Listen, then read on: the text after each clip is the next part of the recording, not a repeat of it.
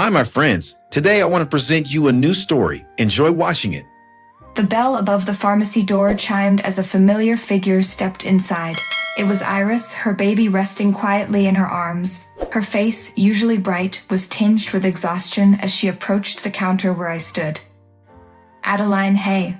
I'm so sorry, but I'm short on cash today," Iris said with a nervous laugh, pulling out a few crumpled bills from her pocket. "Can I come back later for the rest?" I smiled, already knowing what I'd do. "Don't worry about it," I said, waving my hand dismissively. "I'll cover the difference." Her eyes widened. "You don't have to." "It's fine, really. It's just $17, I insisted, opening my purse and slipping the cash into the register. Relief washed over her face. "Thank you so much, Adeline. You've been a lifesaver." As I handed her the bag of medicine, I noticed Carson, the pharmacy manager, standing at the back of the store watching us. His frown deepened, but I brushed it off, turning back to Iris. "Take care of yourself and the little one, all right?" Iris nodded, her gratitude clear as she left the store. But no sooner had the door closed behind her than Carson stormed over, his voice tight with anger. "Adeline, what do you think you're doing?" he hissed. "I just helped her out. She'll pay me back," I explained, feeling my heart rate quicken. "That's not your decision to make," he snapped. "We're running a business, not a charity. You're fired." I stood frozen, the word fired ringing in my ears. But I was just trying to help. "I don't care. Pack your things and leave," Carson growled before turning his back on me, the finality of his decision hanging in the air. Tears welled in my eyes as I gathered my belongings, my mind swirling with disbelief. Had I really just lost my job over a small act of kindness? As I stepped out into the cold afternoon, a knot of anxiety tightened in my chest, unsure of what I would tell my mother. Little did I know, my life was about to change in ways I could never have imagined. As I stepped outside the pharmacy, the cool breeze brushed against my cheeks, mixing with the tears that I could no longer hold back. It wasn't just the shock of being fired, it was the crushing injustice of it all. How could something so small, so innocent, lead to this? I wiped my eyes and clutched my bag tighter, my mind racing with questions. What would I tell my mother? How could I explain that I had lost my job for helping a friend? My chest tightened, and I forced myself to take a deep breath. I couldn't let this break me. Not here, not now. Just as I was about to flag down a cab, I heard hurried footsteps behind me. I turned to see Leela, one of the senior staff members, rushing out of the pharmacy. She looked concerned, her brow furrowed as she approached me. "Adeline," she called out, breathless. "Wait, what happened in there?" I shook my head, trying to compose myself. "Carson, he fired me. For paying for a friend's medicine." Leela's eyes widened in disbelief. "What? That's ridiculous. You were just helping someone." I nodded, my voice trembling with frustration. "I know, but he wouldn't listen. He didn't care. One minute I'm helping Iris, and the next he's yelling at me like I've committed some huge crime." Leela placed a comforting hand on my shoulder. "Carson's always been like that, cold and heartless. But this is too much, even for him. You didn't deserve that." "Tell that to him," I muttered bitterly, wiping away another tear. I don't understand how he could be so cruel. I thought I was doing the right thing." "You were," Leela insisted, "and anyone with half a heart would see that. Carson's been driving this place into the ground with his attitude for months now. Everyone's afraid of him. He's turned the pharmacy into a nightmare." I looked down at the pavement, the weight of her words sinking in. Carson had always been difficult, but I never imagined his cruelty would go this far. "What am I supposed to do now, Leela? I need this job." Leela sighed, shaking her head. "I wish I had an answer, Adeline, but I'll tell you this, what Carson did was wrong, and it won't go unnoticed. People talk.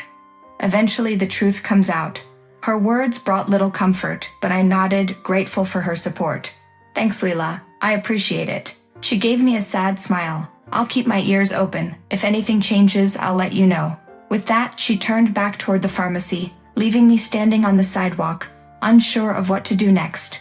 The city around me buzzed with life, oblivious to the storm that had just upended mine. I pulled out my phone, staring at the screen for a long moment before finally dialing my mother's number.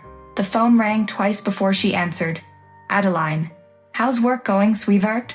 Her voice was warm, as always, full of the love and care I desperately needed right now. I hesitated, the words catching in my throat. "Mom, I need to talk to you." There was a pause on the other end, and I could sense her concern growing. "What's wrong, honey? You sound upset." I closed my eyes, fighting the lump in my throat. I got fired, Mom." Silence. Then softly, "What happened?" I told her everything about Iris, the $17, and Carson's furious outburst. As I spoke, my mother listened patiently, letting me vent all my frustration and confusion. When I finished, her voice was calm but firm. "Adeline, you did the right thing. Don't let anyone make you feel otherwise. You helped someone in need, and that's something to be proud of." Her words were like a balm to my wounded heart. "But Mom, what am I going to do now?" "We'll figure it out," she assured me. "You've been through worse, and you always come out stronger. This won't break you." I nodded, even though she couldn't see me. "Thanks, Mom. I don't know where to go from here." "Take it one step at a time," she said gently. "You'll find your way, Adeline. You always do." As I hung up the phone, a small spark of hope flickered inside me. Maybe she was right. Maybe this wasn't the end of everything, but the beginning of something new. The next morning, I sat at the kitchen table, nursing a cup of lukewarm coffee. My mind was a jumble of thoughts, replaying the events from yesterday over and over. Fired. Just like that. I hadn't even had time to process it fully, and now the weight of uncertainty pressed down on me like a boulder. The ache in my chest grew with every passing second. The gentle knock at the front door startled me out of my thoughts. I wasn't expecting anyone. Mom had left early for her shift, and it was too soon for any deliveries. Pushing back my chair, I hesitated for a moment before heading to the door. When I opened it, my breath caught.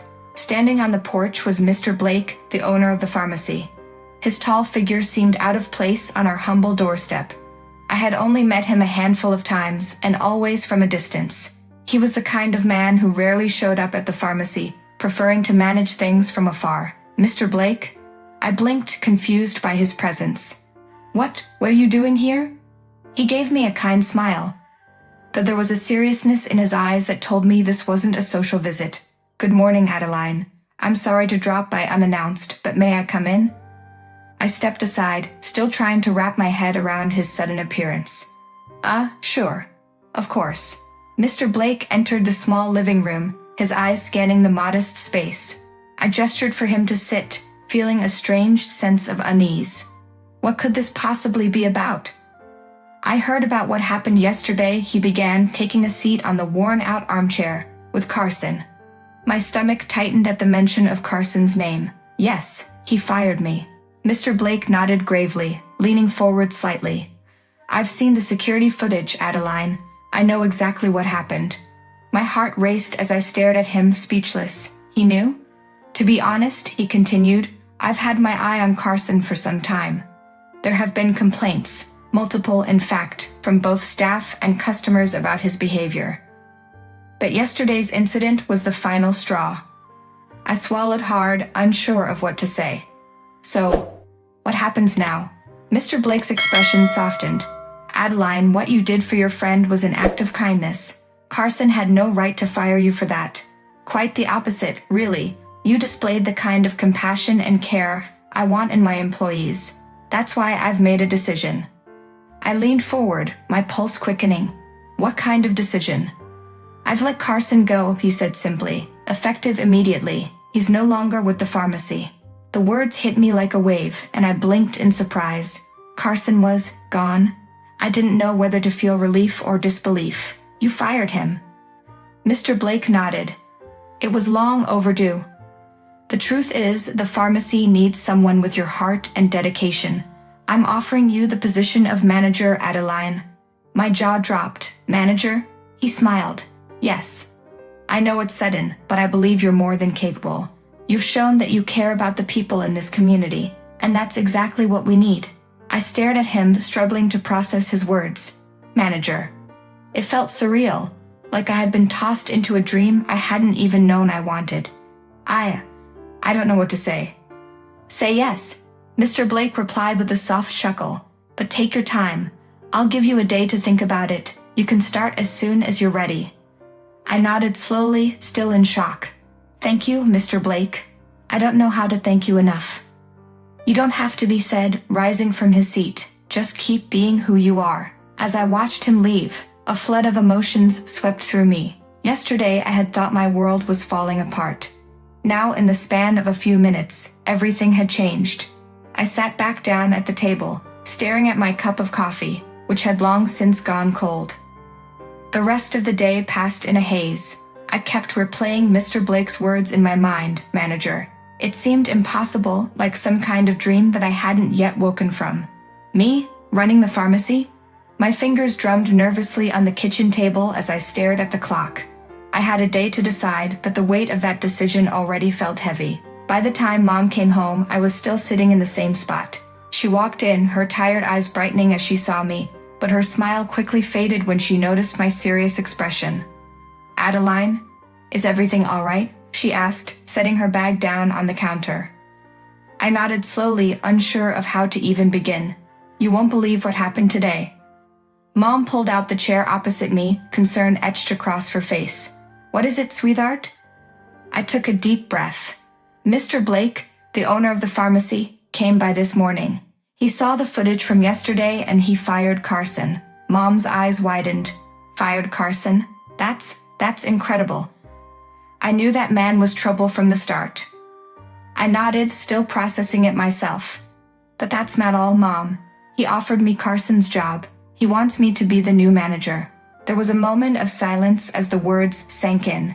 Then Mom's hand flew to her mouth, her eyes filling with pride and disbelief. Adeline, that's amazing. I don't even know what to think, I admitted, my voice shaking slightly. It all happened so fast. Yesterday I was fired, and now I'm being offered the manager's position. It doesn't feel real.